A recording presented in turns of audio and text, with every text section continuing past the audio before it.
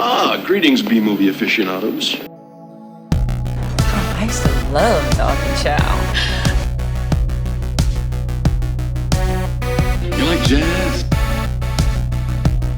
I am Kazaam. All right, so this is called A Couple of Flicks. We're gonna give this a shot and see how it goes. So pretty much. So what was the kind of idea behind it? Like what do you guys sort of? What are we doing for this show ultimately? I guess like in general. Just talking about weird, bad B movies, cheesy movies. That was my idea of it. Yeah. Yeah. That's what All right, excellent. we were doing. Cool. All right, well, that sounds good. All right, well, so I guess we should introduce ourselves then. All right, so I'll go first in this one as well.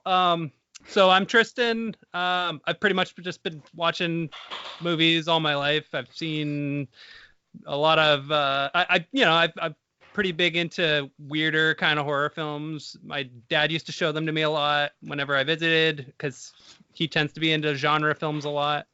And yeah, that's pretty much it. Generally, I tend to be more into serious films a lot of the time, but there are like I go through phases where I like to watch stuff that's actually entertaining and not soul crushing. So yeah, so that's me pretty much. All right. Any questions? No.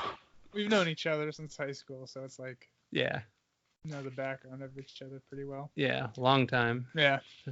I guess I'll go next. My name is Nick. As far as movies go, I generally like the horror as well, the horror weird kind of stuff. Not too big into like these blockbuster movies all that much, but yeah, anything that's weird, or I like a lot of foreign, like just anything that's interesting and different than what mainstream Hollywood is putting out these days. So that's what I try and go for. But yeah, these days it's been kind of hard to find good movies, but Yeah. every once in a while they'll pop up and I'll be like, oh yeah, it's awesome. Getting easier with streaming to find shit like that. Yeah, definitely. Yeah. I am Zach. I'm basically the same backstory as Tristan. I've been watching movies for a long time. My dad showed me a bunch of movies when I went to his house on the weekends and whatever. And yeah. You'll get to know us more along the way. Yeah. I didn't have anyone showing me movies besides like you guys mostly and other film movie fans and shit like that. Yeah. Started watching the more obscure stuff in high school with Tristan. Yeah. Yeah. Yeah. Let's see. So okay. So what have you guys watched lately? Lately, I've been mostly just doing TV shit. Honestly, like I've been watching the last season of Orange is the New Black with my mom, just a couple episodes every couple of nights. And I've been trying to binge Breaking Bad before the movie comes out, but I've not been having luck with that. And then I saw It Too, was the most recent movie I saw. Yeah. How was think of that? Did either of you see it? No. Yeah, I saw it. You did? Yeah, I pretty much felt about the same with it as I did the first one. Like it was fine. I mean, liked the first one, Yeah. but the second one just was weird. It wasn't the same as the first one at all, really. Yeah, it definitely like they were trying to kind of take it more. It wasn't really as fun as the first one, I feel like it was kind of trying to be really like impressive more than it was trying to be like Scary. Yeah, and I Paul mean, Bunyan. yeah, it was. I didn't mind it. I enjoyed it, but like I probably wouldn't really watch it again. Yeah, no. Yeah, I keep hearing mixed things. I like the first one, but Yeah. Yeah, I don't know. I'll wait till it comes out on Blu-ray or something. it's Yeah. probably your best bet. Yeah. Yeah. I saw Hustlers about like 3 days ago with a coworker, and like I actually thought it was pretty good. It wasn't really my kind of movie. Like I don't know. I'm not really interested in seeing movies about strippers anymore, I guess. Like, Oh yeah. I don't know. Like, which I know will seem kind of silly considering, what my choice was to watch for this, which we will soon find out. But I mean, honestly, though, I actually thought it was pretty good, though. And it had a pretty good cast. Like, it was cool to see Jennifer Lopez in something again. I always personally found her film career to be a lot more interesting than her music career. So, I don't know. I enjoyed seeing her. And, like, What year was that movie? Hustlers? Yeah. It just came out. Like, just, like, this past weekend. Oh, okay. And one of my friends wanted to see it, and I didn't really know what it was about. Like, I hadn't heard of it or anything. I haven't heard of it. Yeah, like it like basically. Well, the plot is actually pretty complicated. I'm not gonna get into it. For the kind of movie it is, it has a kind of a complex plot. It was made for a very specific audience. I wasn't really part of that audience, but I still enjoyed it. Like, it was fine. I wouldn't mind seeing more movies like that getting made that are kind of edgier but still kind of mainstream. So Nice. yeah. Let's see. Whoops. The last thing I watched was a really awful horror movie called Bad Apples. It's on Hulu if you want to check it out, but I don't recommend doing that. All right. What was that about? It's a really shitty slasher. I mean, that's basically all you need to know. Very predictable, bad effects, bad acting. The only notable person in it was I forget her name, but she was the fast girl in Heroes. Oh, okay. I know the face. I don't remember what her name is though. Yeah, it's like Free something. Oh, yeah, I don't know. Heroes. That was the last thing I watched. I wonder how well that show's aged. First season. Yeah. Good. Yeah, first season. That was good. Too bad they didn't make any more seasons. Right? Yeah. Exactly. Anyway, okay, cool. So let's get started. So which one are we hitting up first then? the first one we are talking about is your choice. B movie? Yes. Okay. Well, I chose this movie because the idea of the podcast was we're doing like cheesy B movies, so I just kind of went with a pun, kind of just for shits and giggles, really, just for the joke of it. And I figured that we're probably going to venture off and not do actual B movies as well, because this is a DreamWorks probably high budget anyway, not an actual B movie. So, and I also just like read years ago that it was like a parody of B movies, and Seinfeld was just making fun of B movies. All like I don't remember the exact details because it was years ago and shit that I read this, and it was also just a stretch, but. Yeah, and then I also thought it was interesting that Seinfeld was huge, and that's basically all he's done. His B movie, and then the comedians in cars with coffee after. So, and when I watched it, I just was wondering, like, okay, somebody must have come to him and asked him, so what do you got? You're done with Seinfeld. You've had some years off.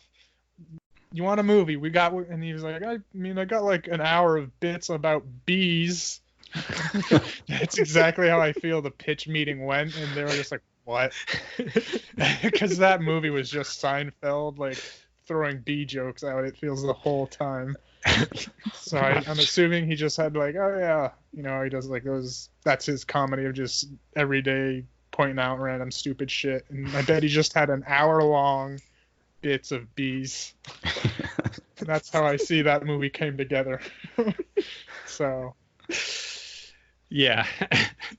That's basically why I chose it. Cool. And so we're getting in the plot, I guess. Absolutely. It's kind of hard to pin down the plot because it goes in so many directions, I feel. Yeah. Like at first it's like Barry or Jerry, whatever you want to fucking call him. You think it's gonna be like, oh no, because bees are all in that hierarchy. They're made to do what they want to do, and he wants to break out and do his own thing. So you think it's gonna be a movie of him going against the grain, that kind of flick of him doing his own thing. But then it just turned. That was basically dropped, I felt, once he started talking to humans. Yeah. I was like, okay, well, that plot's gone. And then the number one, also just what I thought was weird, the number one rule was not to talk to humans. And once he did it, no one really cared. I was like, yeah, pretty why much. is that rule a thing if no one actually seems to actually care? I mean, he didn't get Okay, all right. penalized for it. Nothing. Nope. Yeah. Not at all. But yeah, I felt it was very so. I guess going through some funny scenes, Seinfeld. I don't know, like they used honey for everything. I noticed hair gel, and then he used the same hair gel for mouthwash, and then just like sprinkled it in for deodorant. I'm like, what is honey in their world? I don't know. They eat it, they swim in it. They like okay. Maybe it's like the same stuff that was unobtainium was in Avatar or something. Jesus. I mean, It's that's used for everything. Yeah, it's just Yep. some kind of energy source or something. Yeah. And then one of the first joke I laughed out loud was like them. I don't know. He was passing a bottle of honey back to like when they were getting their jobs, and she said, "Oh, she's cute. What's her name?" He said, "Gosh, she's my cousin. We're all cousins." They were just like a couple cousin fucking jokes throughout. I loved that. Yeah, they were very casually placed too. Yeah, and it was just very Seinfeldy as well. He's like, "It's my cousin." Can't do Seinfeld, but that's definitely like a Seinfeld bit. I was like, okay. We're going hard on the Seinfeld. Yeah. Yeah, I mean, so like, I don't know, what would you think of it overall? I mean, like as a movie. As a movie, it was okay. Yeah. I liked just like when they started talking to humans, it went off the rails. I felt like there were like 4 different plots. Yeah, and I was just like it just felt like strung together very incoherently. Yeah. Yeah, I thought it could have ended a few times. Yeah. Just like Kept going. new plot. I thought it was going to end a few times. Yeah.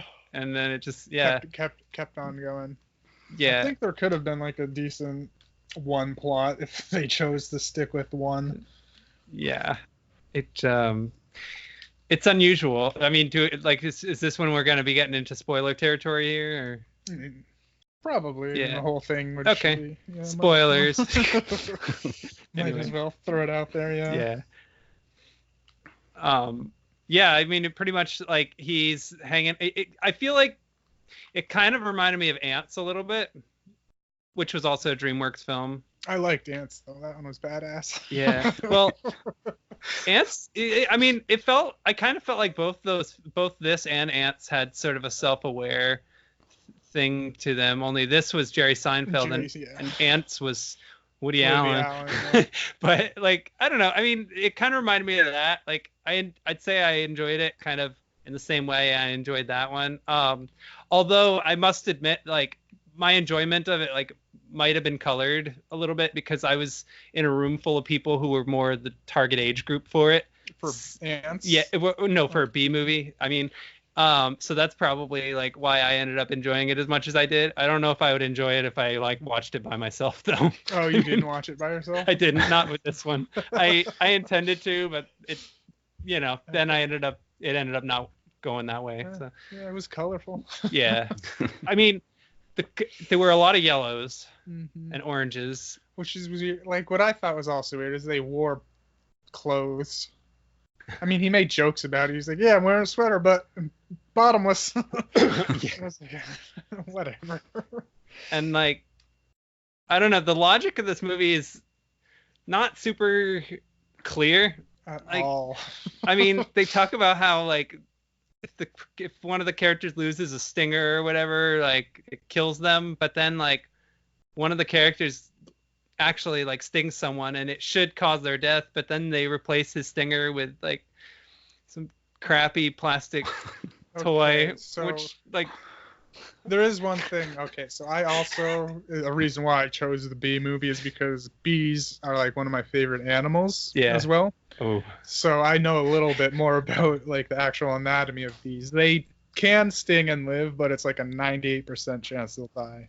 yeah. So like there is a possibility of them to sting and live. So that's Oh, not okay. completely Okay. fake, but like Yeah. I guess you know the opening crawler Yeah. where it says bees aren't supposed to be able to fly with their that applies not to honeybees but to bumblebees last time I checked. Okay. So that whole opening crawler, that whole thing he had in the courtroom fight was like about a completely different species of bee. Like so it kind of falls apart from the opening sentence as far as I can remember. I'm pretty sure it's just about the bumblebee, not the honeybee, which is what they are. It's also another movie where the villain is a guy in a business suit, which we've seen a million times. Colonel Sanders guy. Yeah, which whatever. Yeah. But I did like the message it had. I mean, it had a positive message at least. It was a movie that was kind of about the importance of balance, which that's a good lesson for kids. I mean, I think if you're watching it as a family, it's enjoyable. Yeah. But if you're watching it by yourself, I can't imagine I would have enjoyed it very much. I watched it by myself twice. Oh man. Yeah, Cool. same here. Nice. Yeah, but I mean, because I noticed like they did do that whole PSA like straight up of bees pollinating food and the food we eat, Yeah. and I'm well aware of that because I like bees, and Mm. they were hitting it pretty early because that was an '07 movie, and then there's that whole bee crisis going on. Yeah. It's been going on for the last So in a 10 way, years this or movie so. was ahead of its ahead time. of its time. Excellent. Yeah, they knew it. I like the animation in the end credits. That was it was kind of whimsical and simple. I don't know. Yeah. I was like, all right. The music was, a lot of mandolin, a lot of simple instruments. Obviously this was made for a specific audience. What did you guys think of the animation, honestly? Standard, really. Yeah, for 2007, yeah. Pretty Yeah. Yeah, well, that's good. For I wasn't- 2007, I suppose.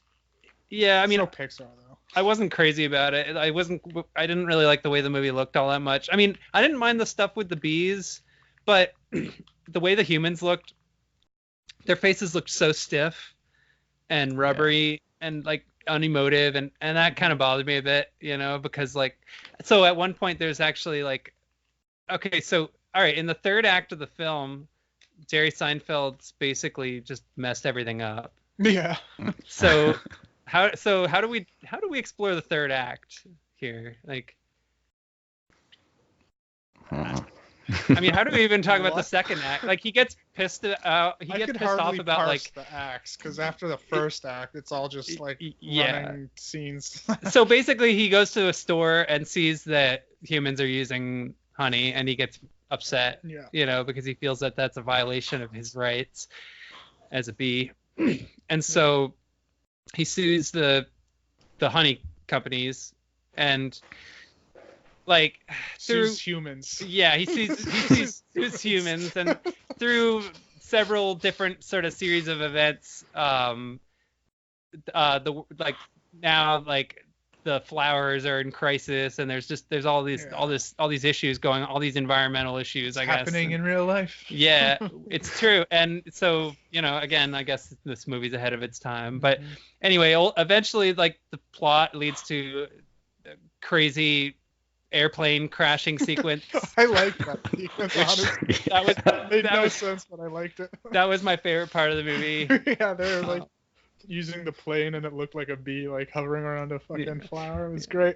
But ultimately, you would expect the human characters to maybe be panicking a little bit more, or to at least be showing panic on their faces more, but the animation just didn't quite allow that to happen. So I don't know. It's just I'm a Pixar fanboy, so just me too. Anything that isn't Pixar animated, like CGI movies, I just It's gonna mostly come across as Pixar wannabe, I give it a pass just for not being Pixar, really. Yeah. I like the water bug. I could relate to him. The water bug. Yeah, in the fight scene in the bathroom, the water bug at the bottom of the tub, who's like, Oh. "I'm a water bug. Don't mind me. I won't pick sides." Yeah, I have no clue. Yeah, I like this fight scene when he Yeah. was using attack against his fucking stinger. That was. Oh, this movie could have used more Chris Rock, I think. Oh shit, yeah, he was my Yeah. favorite. Yeah. Like my favorite, like the one I laughed the hardest was when they were on the thing and then they called him Moose Blood. That was. And he just like flew off and Jerry was like, Moose Blood. It was just That was hysterical. I laughed they at that. They met for like 20 seconds and it felt like he like lost a long lost brother or something. It was just hilarious. It also like it made me realize there hasn't really been a movie about mosquitoes yet. So Write it.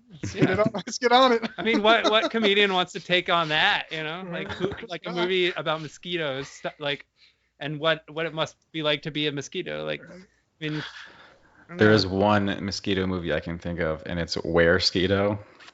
Oh. Okay. I kind of want to find that one, but that's the only one I've ever heard of. Where Skeeto.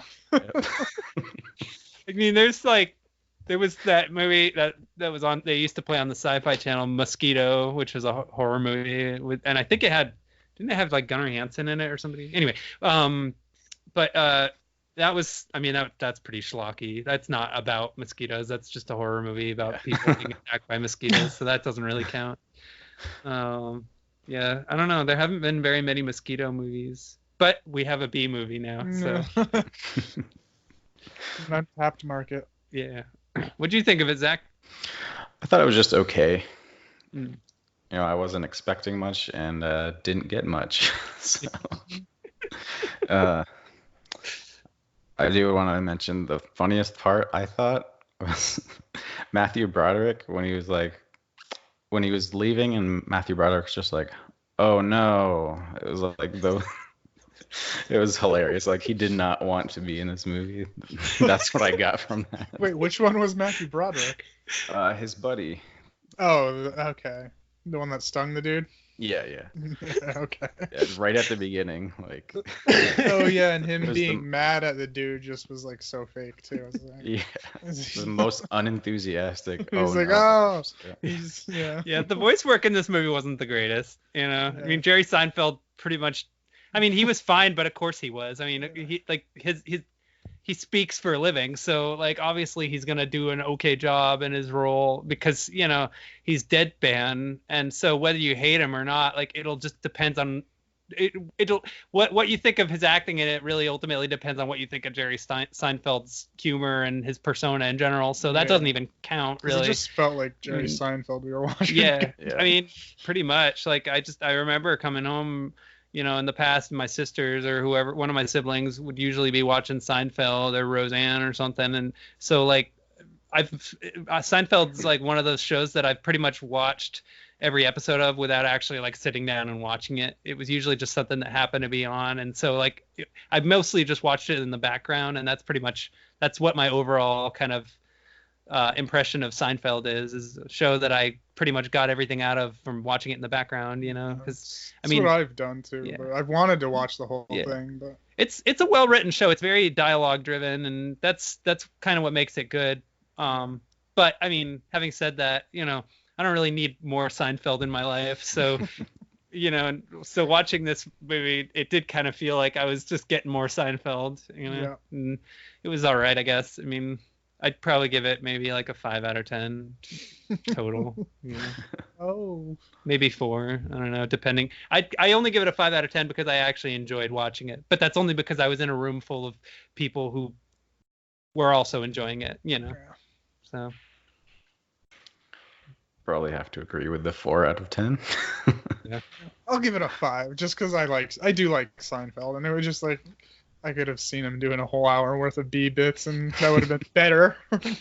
But you know, yeah, maybe if you turn the picture off, the movie is right? better.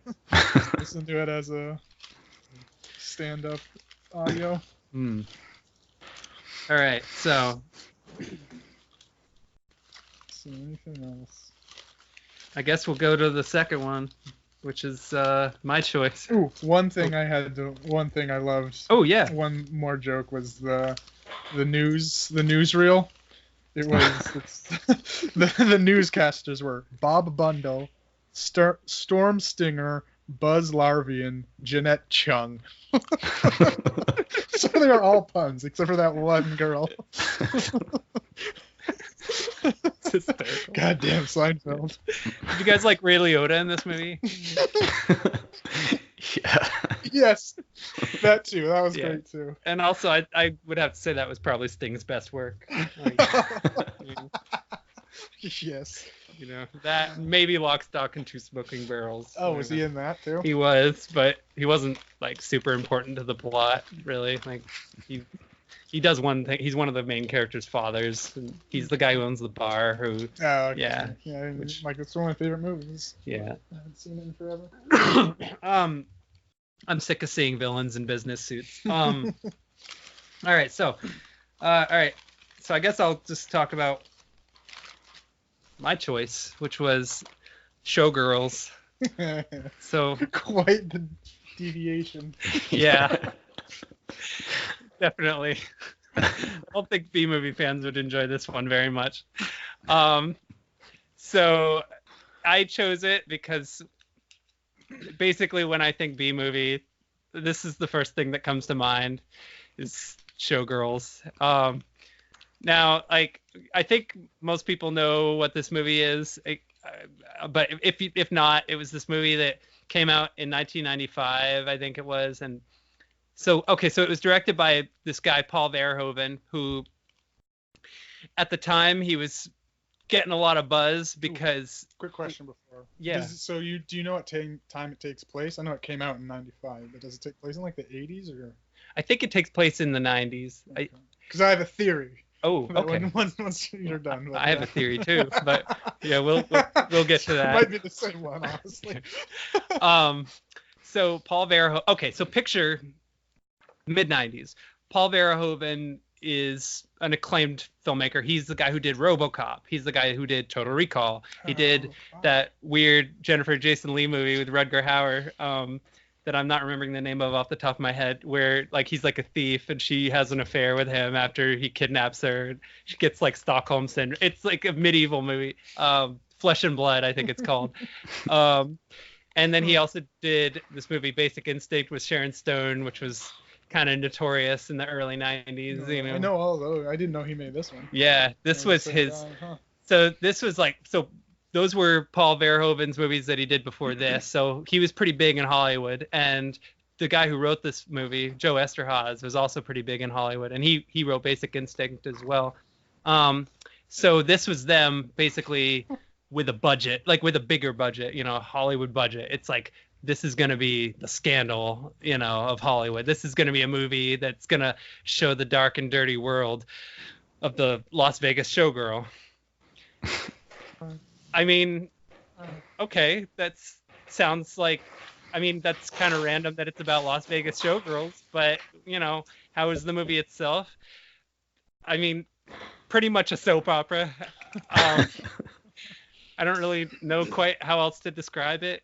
It's the dialogue is very, very funny, although it's arguable whether it was intended to be as funny as it ended up being.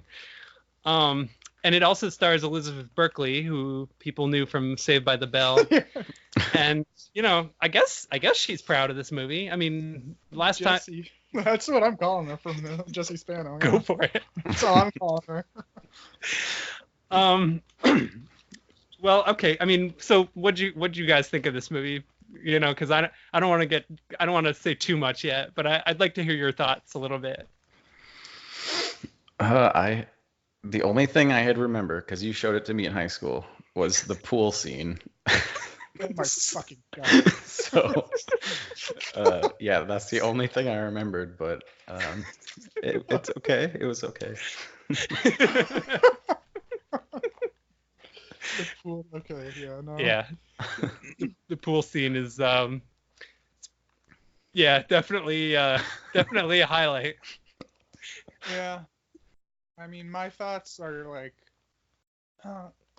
my one word, boobs. That is what I'm going with, because There were a lot of boobs. It was like in every scene almost. Yeah. Yeah. I mean, so And I'll give them credit for it. Wasn't like your general B movie kind of like just people whipping them out just to whip them out. It was like what I thought the realistic ones were like, they were in the back doing their changing and shit. yeah. So like, oh, this is realistic. It doesn't feel like fucking weird or hypersexualized or anything. They're just, changing, boobs everywhere, but that's what you'd expect. Yeah. So it didn't feel weird when and those are my favorite scenes really, were just when they're in the back doing shit instead of all the other drama fucking. Once this movie starts to have a plot, yeah, like it actually starts to kind of not really work as well. I do agree the scenes in, like backstage are some of the highlights. Like because it was very casual and It felt realistic. it did. In those scenes. Like, the other ones were just all over the top. What the fuck? Yeah, I mean it's kind of it's a weird movie because it's kind of stylized, like, but it's also kind of not. Like, I don't know. Like there's parts where you kind of get the impression that it's intending you to take it seriously, but then just so much about it is just completely bonkers. I mean, so the first time I ever saw this movie was on VH1, and it was heavily censored and edited, and it was very obviously done so. Was it like 15 minutes long? I mean, so it's a good question because there are a lot of parts of this movie where like the plot is unfolding and there's nudity everywhere, and like a lot of this nudity is kind of sewn into the plot, like the story is actually happening while there's a lot of nudity. So but on the TV version, so what they did to kind of sort of fix that was they superimposed like these illustrated bras on the breasts, which actually is really, really distracting because it looks like animated bras. I mean, bras don't look that way. They aren't that stiff, and so it was pretty obvious like watching it, and so you couldn't even concentrate on the plot anyway, and half the scenes in the film were taken out. Most of the scene, like the shots of the dance numbers, like were obscured in different ways. And then I remember in at least one scene, I think it was the scene where Numi, she climbs out of the volcano. They actually like erased the nipples and try to make it look like a costume. Yeah. Except it doesn't really work because like it's obvious that it's like a transparent costume. So when I saw that, like that really weirded me out.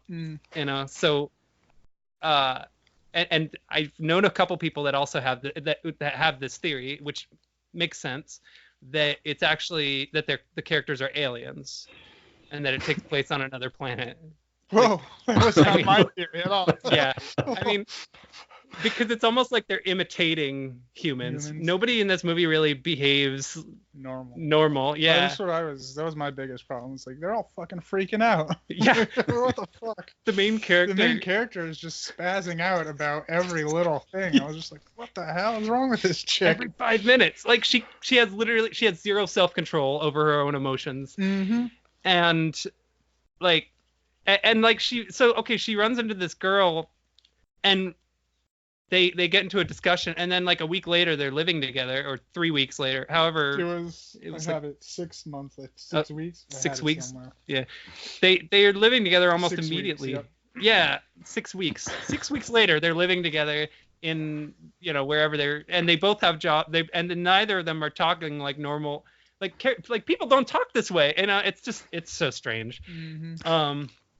Let's see. That was not my theory at all. Yeah, I mean, at one point they're talking about, because throughout the movie, when I was rewatching it, like I was thinking about, so do showgirls get this much like fame and stardom? I mean, do they get interviewed like this, like on TV, and do they get compared to people like Janet Jackson and Paula Abdul, like Las Vegas showgirls? I mean, I don't know. I assume no. Maybe the big top ones that don't get nude, maybe. Yeah.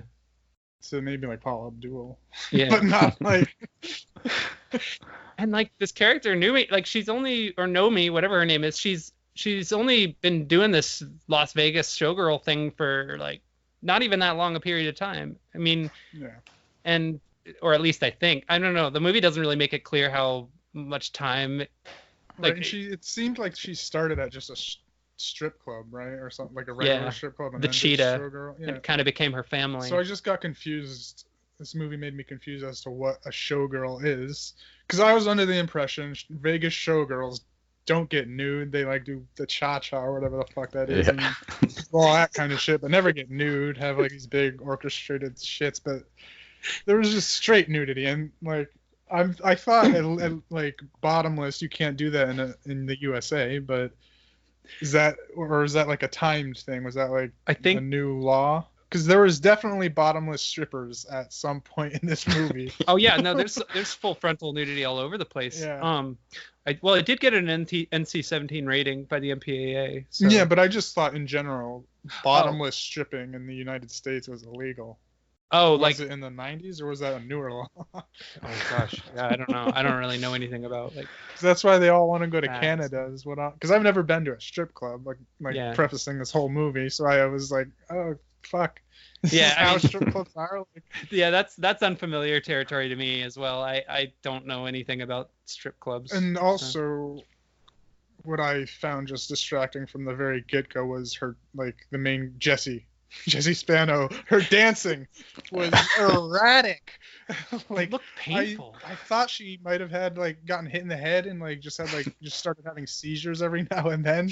And then that guy that was wanting to teach her, he was like, "You're good." And I was like, is he joking with her, or is he like, is he That fucking character. is he wanting to fuck her and just saying she's good? Because even as someone who doesn't know dancing, that is James. not good dancing. Whoa. Yeah, that character James. I think he was my favorite character. But Really? I think because he just showed up in the movie to give advice, and that's pretty much it. Like he wasn't very useful like to the plot ultimately, that's- even though you kind of thought he would be. Like, Yeah, that's one thing I thought. Like the character is fine, but I thought there was one of my critiques was they could have cut him out and his whole plot out, and it would have been a lot shorter and more compact, and at least Yeah, he gets introduced and then it contributes pretty much nothing to the Yep. film other than like comic relief, some really really funny lines. Oh my gosh, like what was it? You're a pain in my head and you're a pain in my dick, but you're also a pain in my ass. So dumb. Like- I loved it. Like, it's like, what? Do people like I don't know. I mean, I think that was intended to be funny. I Yeah. mean, it had to have been. I don't know. I guess I should just stop wondering because I don't even. I mean, the guy who. I don't know. Oh, It's yeah. weird. I don't know how Joe Esterhaz thinks that women talk, but I don't know. I can't imagine that. I mean, all the characters, like mostly all they ever do is talk about their boobs or their periods. And Oh yeah, they got a I lot know. of period like well- excuses. They was like, oh, some period, too bad. yeah, all the period dialogue. I was like, okay. My favorite character probably was that chick and the bigger, older lady that popped her boobs out. I was like, Oh oh, yeah, the I was mother like, oh. character. I was like, oh, is that a trick costume, or is that you actually doing it? I couldn't tell. And then I was like, she looks so familiar too, so I had to look her up. She's a character in Orange Is the New Black. Like she's like one of Yeah. the side. I don't think she's been in the last couple of seasons, but she is a character in it. So I was like, oh, that's where I recognize her from. Oh man, yeah, she was kind of the motherly character, and then like it was weird because like she was at the strip club, and there was that other guy who owned the place, and it was almost like they were the mother figure and the father figure, you know. Yeah, and when yeah. she left the strip club, it was like she left home for the second time or something. Like she established a new identity, and she set her identity at the Cheetah, and then left home, you know, and became a Las Vegas showgirl, and then got famous really, really fast. Yeah. And like, okay, so we haven't even talked about the Gina Gershon character yet. The head stripper chick. Yeah. I don't remember her name. That's Oh, why I just said- Crystal Connors. Yeah.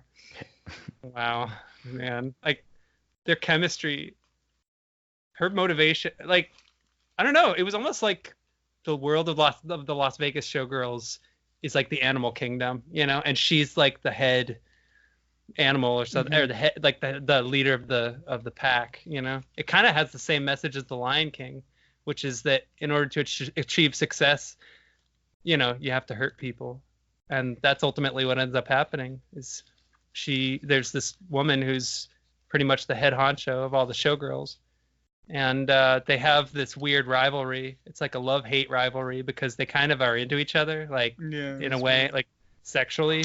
Yeah, like there was a one scene where dude was like telling her to play with her nipples to get them hard. Yeah.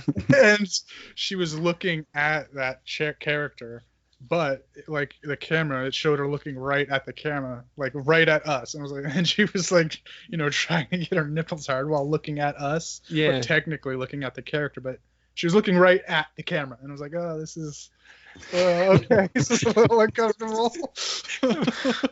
It's hysterical. Yeah. And like, I don't know. Like, I couldn't quite put together what was going on with like the two characters, but I liked how it's like she started to become what she hated, which what she hated was represented by the Gina Gershon character, I guess. Like, it seems to be what the film was trying to imply. I don't know. I don't really know if the things that this film is like succeeds at were things that it intended to succeed at, you know.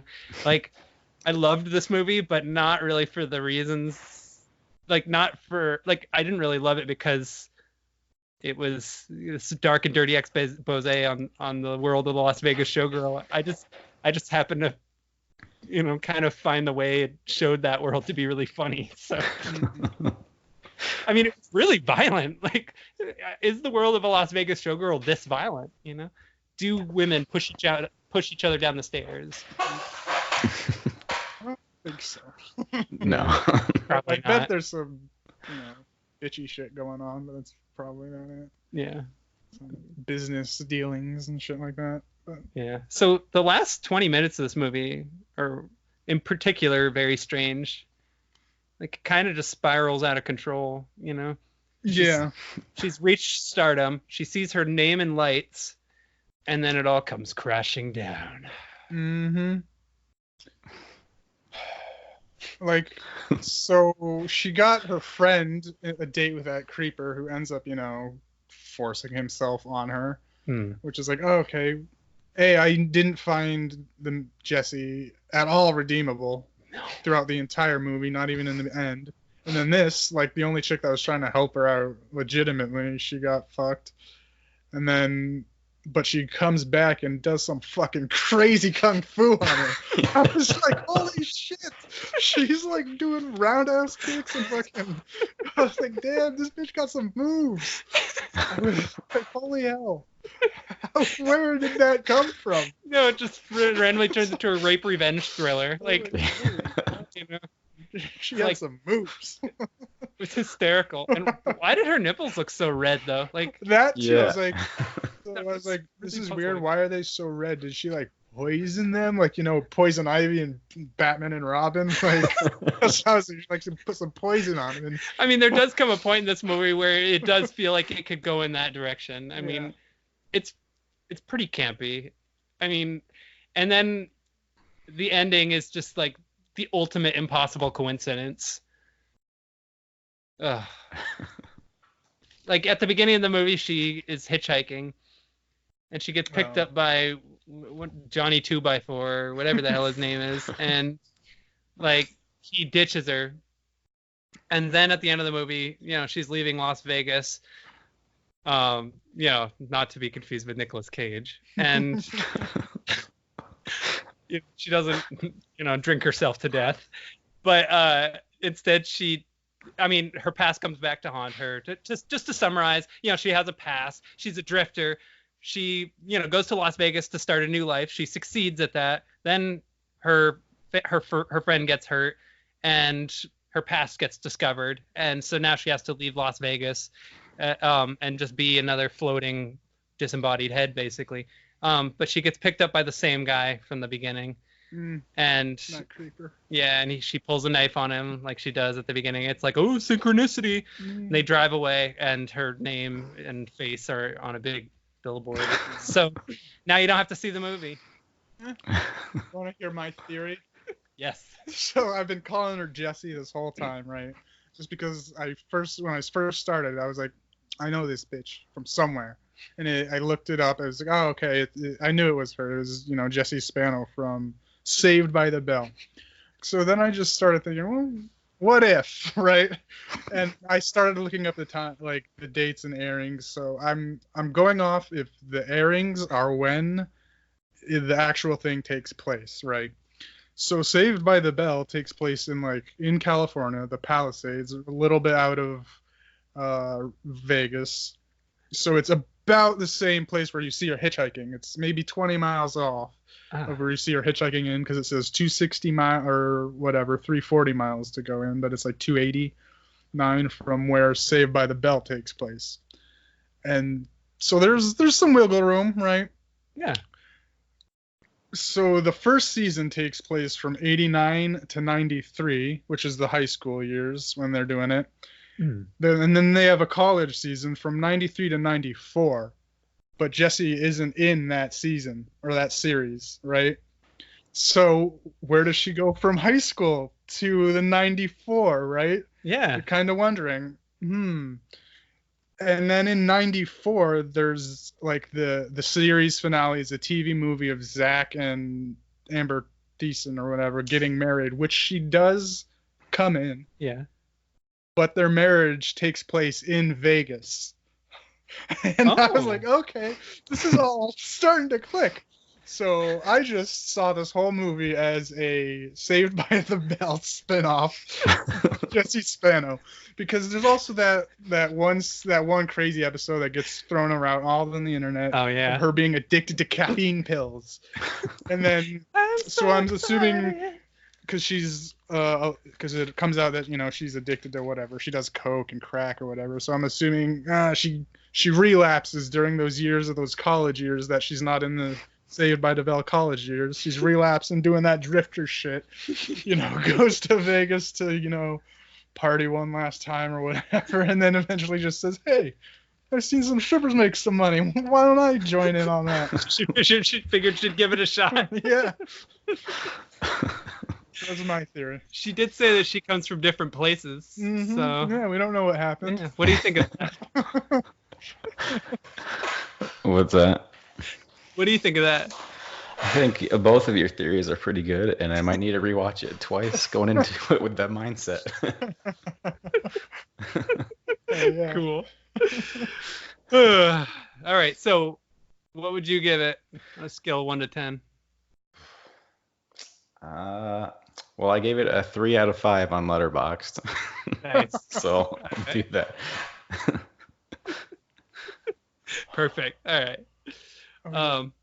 I'd probably give it a 4 out of 5.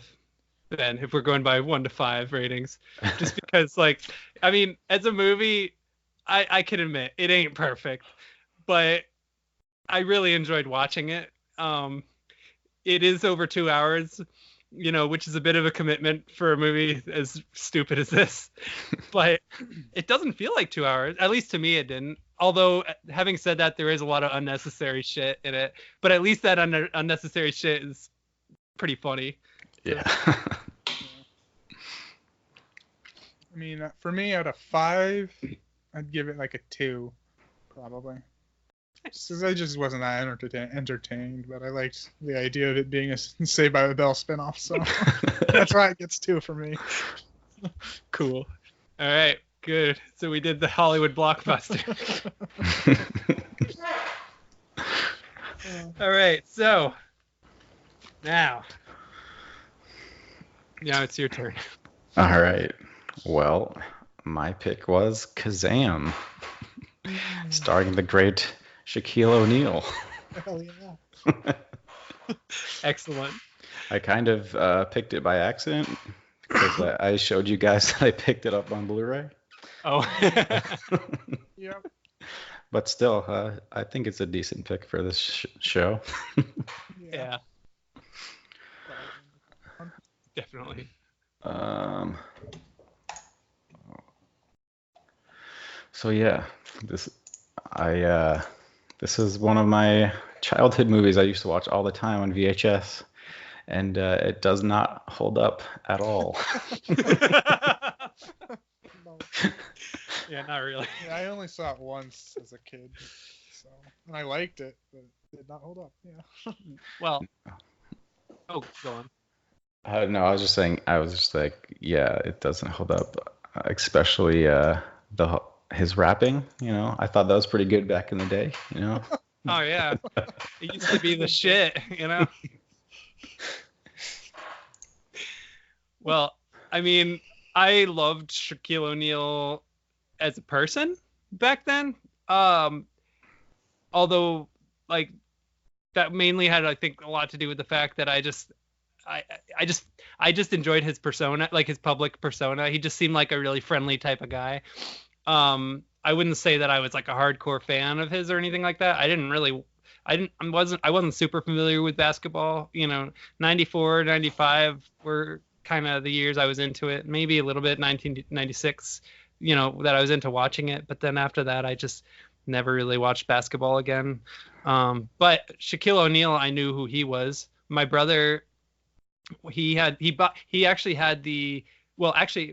brother and I, we had the Shaquille O'Neal video game, which was a fighting game. Shaq Fu. Yeah, Shaq I Fu. had that. I had that. I actually Yeah. just played that recently because I was testing out my Genesis. Oh, nice. How was it? That was also pretty shitty. I remember liking it when I was a kid too. That's the thing. I remembered liking it when I was a kid too, you know, but playing it now, I mean, yeah, I mean, I think now that we've played a lot of like better video games, like, and you like when you play something like that, it seems pretty crappy. But Yeah. I remember liking it a lot, you know, when I was little though, you know. And then my brother, he got because Shaquille O'Neal did music. He did hip hop music at one point. He dabbled in the rap scene. Yeah, his album was called Shaq Fu. Yeah, like, which my brother, he got that from the Columbia Record Club, which some people might remember in the like early to mid 90s. Like it was like you get 10 albums and for only a penny, and then you just never send the penny, which is probably why they went out of business. Mhm. But that was one of the albums I think that he got from that, if memory serves.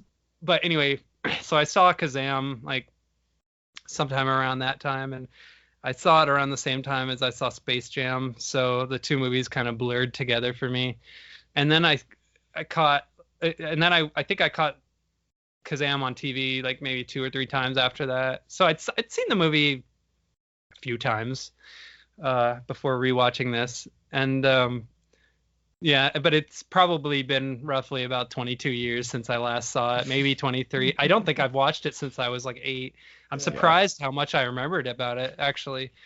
But yeah, this movie, it really hasn't aged well at all. No. And I'd be very curious to see like what a kid these days would think of this movie if you showed it to them, because I mean, I hope that people don't think this is like an accurate reflection of the 90s, because Yeah. I mean, it's interesting to think about, but like, you know, people maybe thinking that like every kid in the 90s grew up with like, you know, whole like bicycle set up in their room, and Oh, that thing is badass. yeah, like, and then like the hip hop rapping wasn't very good. No. It's so bad. Didn't flow very well at all. No. I think maybe singing wasn't really for him, you know, or rapping. Like, And the whole subplot of the stolen tape, apparently worth $1 million. Oh, yeah. What was that pirated about? Tape. Pirated tape of a live music show was worth $1 million. I found that hilarious. Yeah. The whole thing is so. I mean, the concert wasn't even that good. Like, No. Was it like Debrat or something? I'm not sure. I have no idea. The rules of the genie didn't make sense. No. I mean, and the 90s, I mean, they had their fair share of genie movies. You know, Wishmaster came out sometime after this, and that was a splatter movie. and the rules of the genie in that made more sense than the rules of the genie in this. I couldn't really understand his origin story. It didn't really make any sense to me. He like sang it one time, and then the kid joins him. God, that kid was what a miserable loser. I fucking hated that kid. He was such a prick. And he had the same problems that Nomi did in Showgirls. He couldn't control his emotions. He was just flipping out like every 5 minutes. Half the time when he was on screen with Shaquille O'Neal, he was complaining about him pissing him off. You know, I liked when he called him Kazoo. that was That's my favorite part of the whole movie. Is just him calling him Kazoo. yeah. And I like the fact that he had to call him that twice too, as if the audience didn't hear it the first time. They didn't get the joke the first time. It's like, oh yeah. I mean, this movie thinks that we're stupid, I guess. Yeah. You know? The dad, like, didn't even end up being an important character. Like, the film kind of makes you think he's going to be the villain. Mm-hmm. And then it just ends up being some random, like what? It's some guy who eats eyeballs. Yeah. That was another thing that the 90s had a lot of, like, it seemed to have villains. Problematic. It's like the same issue that the guy in The Crow had. Didn't that same guy, isn't he the cab driver in How I Met Your Mother? Oh, is it? I think so. I thought that was funny too. Go from this evil guy, and then you're a cab driver. It's hysterical. Oh man. And then at the end of the movie, spoilers. Because Kazaam, like, he slaughters all these henchmen, and he balls one of them up into a ball, throws him down the garbage chute. And then goes, like, he, like, yells, like, melodramatically. Like, I mean, I don't know. It was, again, Space Jam did it better. Like, yeah. Did that come out first? And then they're like, oh, might as well throw Shaquille O'Neal in a movie. Maybe. I'm not sure. I'm not sure. I know they came out the same year. Oh, did they? Yeah. And, like, I guess they were really into putting basketball stars in kids' movies, you know? Yeah. Which, you know, it's cool and all, but Kazaam, I don't know. I mean, in comparison to Space Jam, and Space Jam wasn't really exactly a good movie, honestly. I mean, it's pretty dumb, but I don't know. When you compare it to this, though, like, there's so much more going on visually in Space Jam. There's so much more about Space Jam that's memorable. Yeah. Whereas this, I mean, it's just kind of dorky. I mean, yeah, Space Jam's getting a sequel, so. Yeah, I guess it was good enough to get a sequel, yeah. I mean, reboot, sequel. Although maybe if you talk to Shaquille O'Neal these days, he'd be interested in making a sequel to Kazaam. I like him these days. He's funny. He's a funny guy. You know, like, it'd have to be, I don't know who the audience would be for that. So then the kid, like, I think he was one of the henchmen in the first Crank movie. One of the guys at the warehouse, the bald guy, he still has the same teeth. They're kind of crooked. Like, he looked exactly like that guy, and I looked him up, and it was the same guy. So. Oh yeah, I saw pictures of him recently. He's like bald and all tattooed and stuff now. Kazaam did a number on him. Yeah. And then the bullies, like, they didn't end up being important. Like, they steal the tape, and then he gets the tape back because he wastes a wish getting the tape back. Yeah. So what was his wishes? Like, I couldn't keep track. The tape. A room full of junk food. Actually, yeah, that part. Junk food. Yeah. That part was kind of funny. I gotta admit, that kind of made me chuckle a little bit, just because, like, it was kind of a clever sight gag, you know. Yeah. But and then the third wish, like, oh, my family needs to love each other. It's like a happy, feel good family movie, like good moral lessons and all that stuff, you know.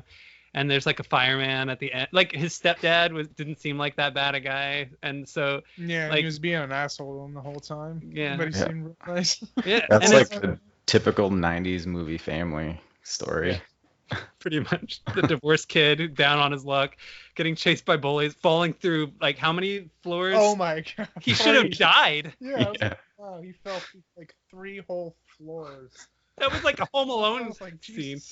The opening scene with the genie going into the boombox wasn't really necessary at all. Like, we didn't really need to know how the genie got in there. I feel like, you know, it was already kind of clever that he was in a boombox, and they could have just worked on that as a novelty. But no, they had to have a story behind that too, which, you know, just seemed a little unnecessary. you know, when you watch a movie about a genie, the first thing you want to watch is not the genie going into a boombox. You know,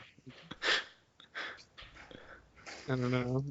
I mean, but I did enjoy watching it as like a nostalgia thing. I gotta say, Yeah, like, there was that. you know, watching that, it's like, oh, I remember this part. Oh, I remember that part. You Yep. know, it's kind of funny. It's the only redeeming quality. Yeah, the nostalgia. Yeah, that's pretty. Yeah. I pretty much have to. Well, actually, I also gotta admit that I laughed at the part where his face blew up. Like his face was like giant, and he was talking to the kid. Like, I don't know, that at the end after he makes his last wish, and he's like, "You freed me" or whatever, and then he walks away with that random chick. Like, Yeah. I don't know.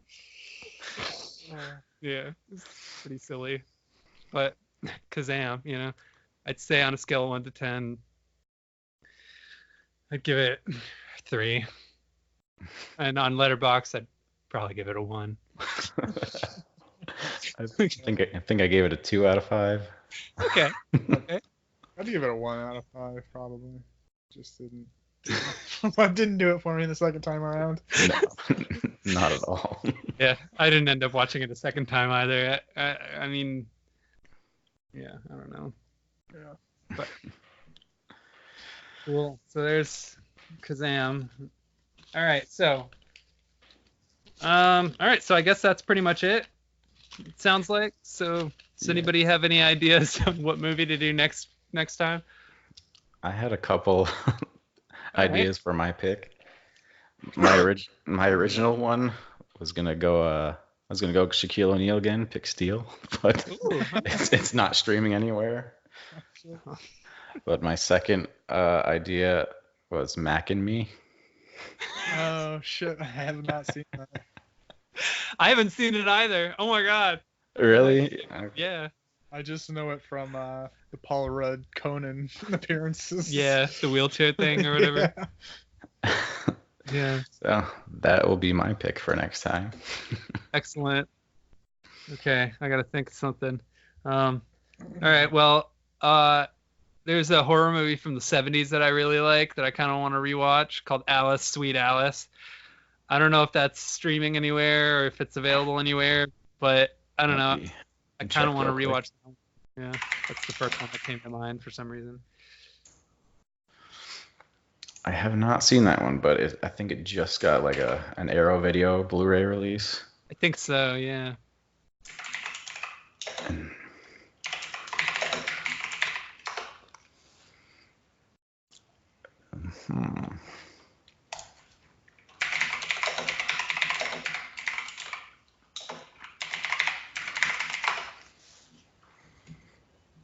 It is on Tubi for. Huh.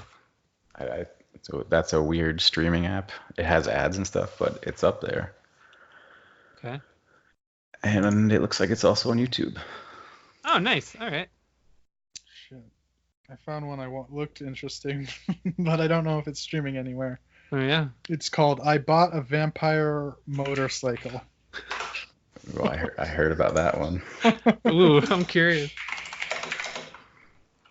I bought a vampire motorcycle.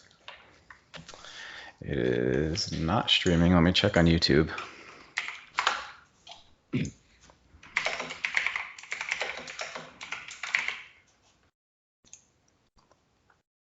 It is on YouTube.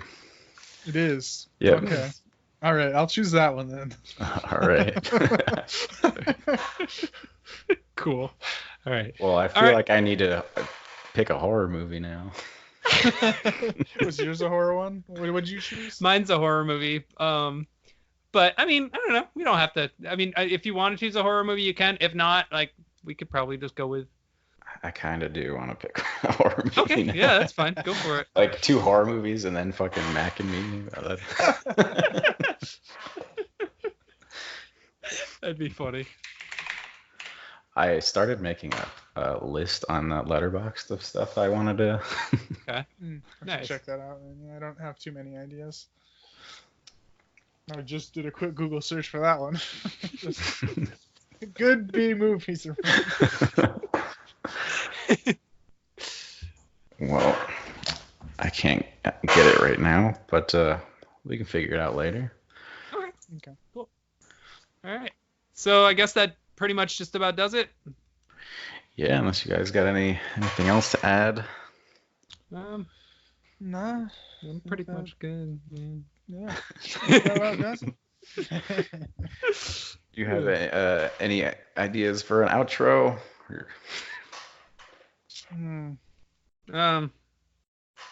What are some movies you guys are looking forward to?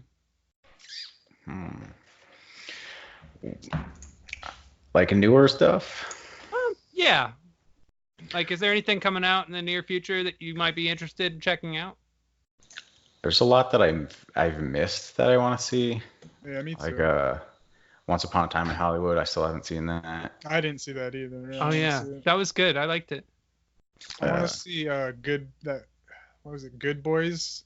Oh yeah. It's like that's I think the new Seth Rogen movie with like 12-year-olds. Yeah, basically super bad with children. Bad. Yeah, I wanted to see that. It looked funny. Yeah, sounds pretty funny. Well, I definitely I'd say like probably my most anticipated movie right now is The Lighthouse. Oh shit, yeah, me too. Oh yeah. I want to see that real bad. Yeah. That looks insane. And I like that director's like his other film that came out, The Witch. I really, really like that movie a lot. I like The Witch a lot too, yeah. Yeah. And then the person who did The Babadook did a movie recently, The Nightingale. I really want to see that one as well. Yeah, there's a haunted house I'm going to in Universal that has one based on nightingales. I really like the story behind that. Yeah. It sounds like something that would be intense, you know, which I don't know. But I don't know. I like a lot of horror movies like that. So, and I like a lot of like darker kinds of like I really like Guillermo del Toro's films a lot. And, yeah. Like I like him. Films that are just kind of like, you know, darker and have like a dark theme, but are also like original and interesting, you know. So yeah, I liked The Strain, even though everyone hated that. Which one? The Strain. It was a TV series on FX. Oh, I didn't see that one. And he produced it and made it. It was pretty campy and cheesy and fairly bad, but I like vampires a lot, so. I still need to check that one out. I have the first season on Blu-ray, but haven't watched it yet. I like it, but a lot of people don't. And it's definitely, but I like it. Yeah. Well, now that he's an Oscar winner, you know, I don't know. Who knows how his film career will go next? Like, hopefully better. Yeah. He seems to have trouble getting shit made. That's true. Yeah. I mean, yeah. I don't know. I mean, Pacific Rim at least kind of got him some kind of street cred, I guess. But yeah. Shape of Water, though, is the one everybody loves now. So. Yeah, that was a good one. Yeah, I did too. It's really well done. I think I found my horror movie. Ooh. Chopping Mall. Okay, Chopping. I think I've heard of that one. I love that movie. I want to watch it again. So yeah, it's been a while since I've watched that one. So I saw that one, gosh, a long time ago. Like I think I must have been 13. I think when I watched it, and I remember that one had a couple of moments in it that I remember pretty well that are pretty cool. So I've only seen clips, but yeah. I'm curious as to how if I'd like it now, you know. I rewatched this movie Deadly Friend that came out in the 80s by Wes Craven, and that one was a lot funnier than I remembered it being. Like I remember I saw it around the same time I saw Chopping Mall, and I remember thinking it was like pretty cool, but I don't know, when I watch it now, it's hilarious, you know. And like I feel the same because I also rewatched When a Stranger Calls Back, which is a sequel to When a Stranger Calls, and there's a scene where the killer like literally paints himself to a wall, like he paints himself the same color as the wall, and I'm just like, oh my gosh. I used to find that scary, and now like I'm just like that's so ridiculous. Like, oh my gosh. Damn. Yeah. Nice. All right. right. Got our picks. Cool. Shopping mall, werewolf motorcycle, Vampire. or Bought a vampire motorcycle. vampire motorcycle, shopping mall, and what was Alice, Sweet Alice. All right. Yeah. Excellent. When do you guys want to do the next one? Do weekly, bi-weekly? I think bi-weekly would work better for me, mainly because next Sunday I have something going on, but the Sunday after I don't have anything going on. I have something next Sunday as well, so probably just start out. So when is the bi-weekly? The 6th. I'll be in Florida then. But if you can do like that week sometime. Maybe. like- I might be able to get Saturday off if I request now. We can talk about it more in the chat. Yeah. All right. Yeah. Cool. Sounds good. All right. All right. Excellent. All right. How do we want to send this off? All right. Well, thank you for listening to a couple of flicks, even though we talked about more than a couple, which this will probably be a reoccurring theme, couple of flicks, but we end up talking about more than a couple, which is cool. But anyway, that's pretty much this was our first attempt. Hopefully you guys liked it. We're going to probably keep doing this, and we'll probably get better at what we're doing. But, if you're into this, you're starting from the beginning of the evolutionary stages of what this may or may not be. So Like and subscribe. yes, Yes. please. I Please. hear everyone says that. Smash the like button. Smash that like button. Yes.